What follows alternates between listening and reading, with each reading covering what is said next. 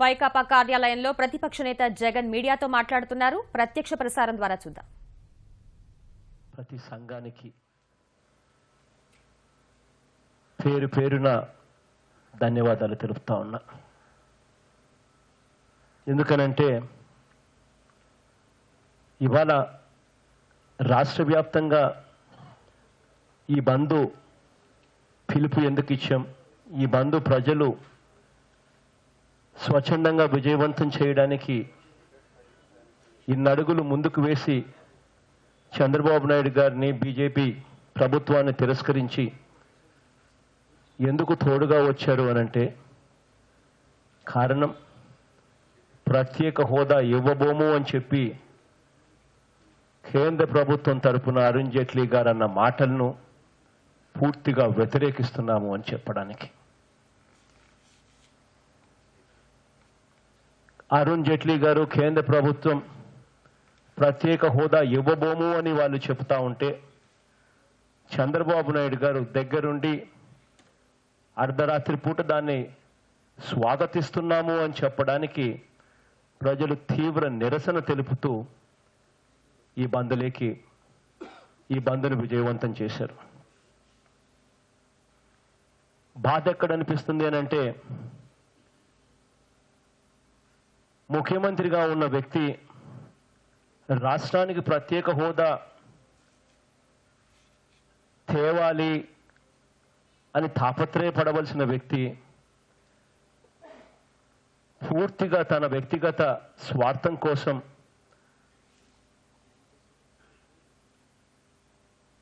Vote కోసం కోట్లు ఇస్తూ అడ్డంగా ఆడియో టేపులు, వీడియో టేపులతో సహా దొరికిపోయిన పరిస్థితుల మధ్య ఆ కేసుల నుంచి బయటపడేందుకు తన స్వార్థం కోసం 5 కోట్ల మంది ప్రజల జీవితాలతో చెలగాటమాడుతూ, యువతతో చెలగాటమాడుతూ ప్రత్యేక హోదాని పూర్తిగా మంగళం పాడించే కార్యక్రమాన్ని ప్రజలు పూర్తిగా తిరస్కరించారు.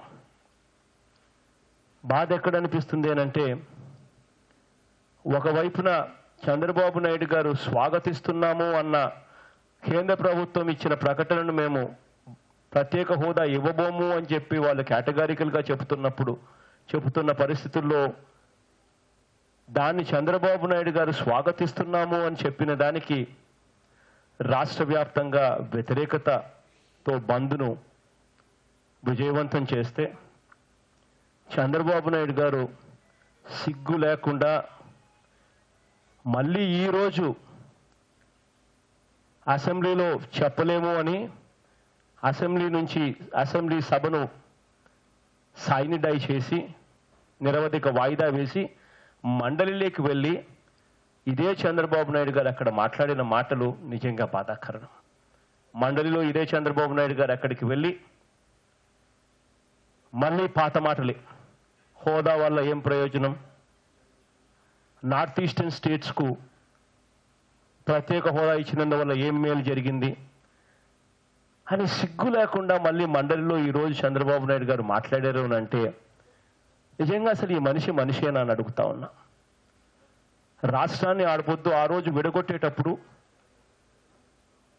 రోజు రాష్ట్రాన్ని విడగొట్టేటప్పుడు పార్లమెంటులో వీళ్ళే కదా హైదరాబాద్ పోతా ఉంది, ఇంత నష్టం జరుగుతుంది, ఉద్యోగం కోసం ఏ పిల్లాడైనా హైదరాబాద్ వైపే వెళ్తాడు, అటువంటి హైదరాబాద్ నగరం పోతే ఆంధ్ర రాష్ట్రం బాగుపడే పరిస్థితి ఉండదు కాబట్టే ప్రత్యేక హోదా కావాలి అన్నారు. ఆ హామీ ఇస్తూనే రాష్ట్రాన్ని విడగొట్టారు.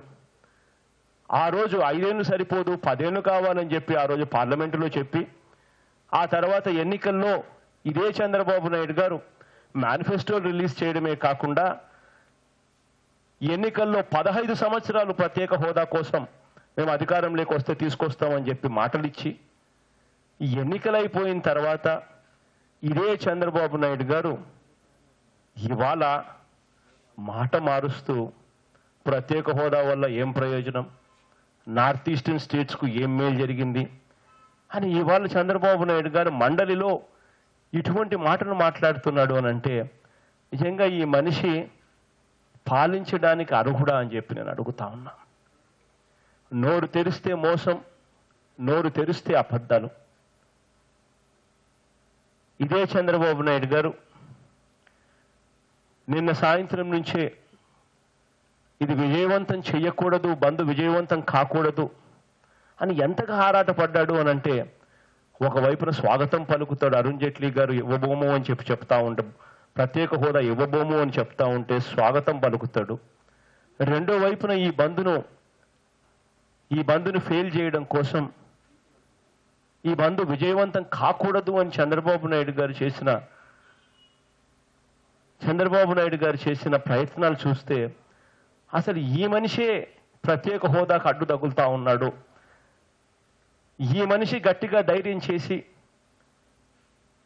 కేంద్రం ఇవ్వకపోతే మా మంత్రులు మేము ఉపసంహరించుకుంటాను అని చెప్పి అల్టిమేటం ఇస్తే వాళ్ళు ఇవ్వరా అని అడుగుతా ఉన్నా.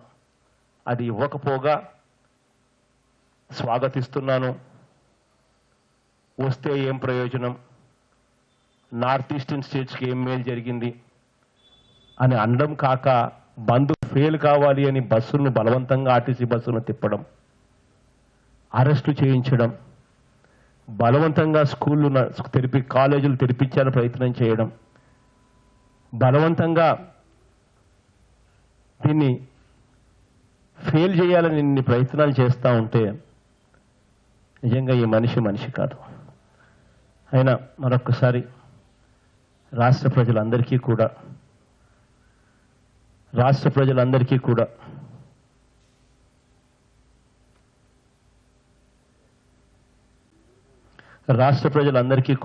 మరొక్కసారి చంద్రబాబు నాయుడు గారు ఎన్ని అడ్డంకులు పెట్టినా, బీజేపీ వాళ్ళు ఇవ్వబోము అని చెప్తా ఉన్న పరిస్థితుల్లో ప్రత్యేక హోదా మా శ్వాస, ప్రత్యేక హోదా కోసం మేము పోరాడతామని చెప్పి పోరాట పటిమను చూపినందుకు రాష్ట్ర ప్రజలందరికీ కూడా మరొక్కసారి పేరు పేరున కృతజ్ఞతలు తెలుపుతా ఉన్నా.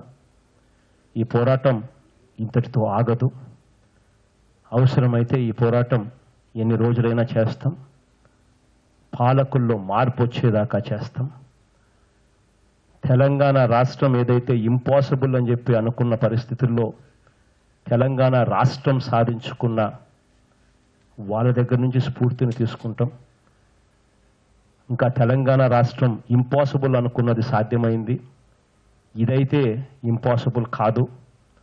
పార్లమెంటునే సాక్షిగా చేస్తూ మాకు ఇస్తాము అని చెప్పిన మా హక్కు ఇది ఖచ్చితంగా గట్టిగా సాధించే వరకు ఖచ్చితంగా గట్టిగా పోరాటం చేస్తాం.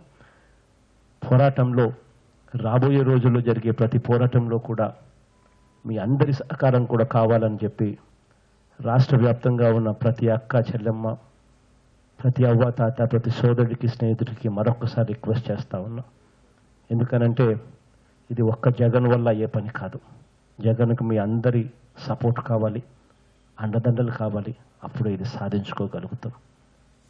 మీ అందరి సపోర్ట్ మరొకసారి రిక్వెస్ట్ చేస్తూ బంద్ను సఫలీకృతం చేసినందుకు పేరు పేరున ప్రతి ఒక్కరికి కూడా హృదయపూర్వకంగా కృతజ్ఞతలు తెలుపుతా ఉన్నా.